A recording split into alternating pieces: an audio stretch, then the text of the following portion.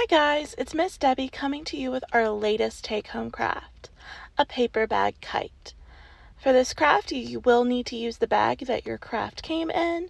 Just get a grown-up to carefully remove the directions that are attached to the bag.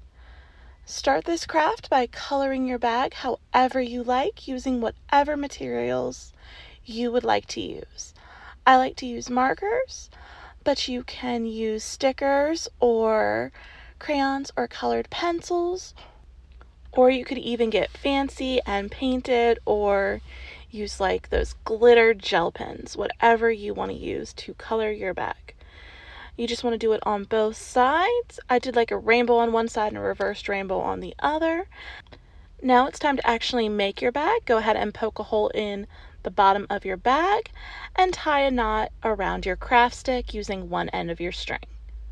Then thread the string through the hole, making sure the stick is on the inside of your bag. You may have to make the hole a little bigger than you originally thought.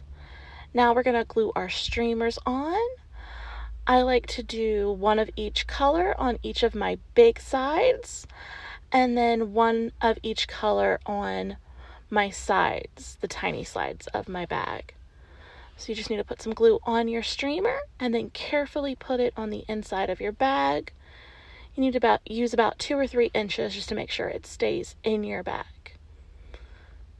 So what we're going to do is just put the glue on our streamer and just slap it down in the bag, and that'll make sure it stays.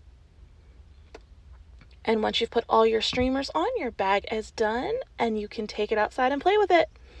You can pick up this craft at any of our locations until we run out.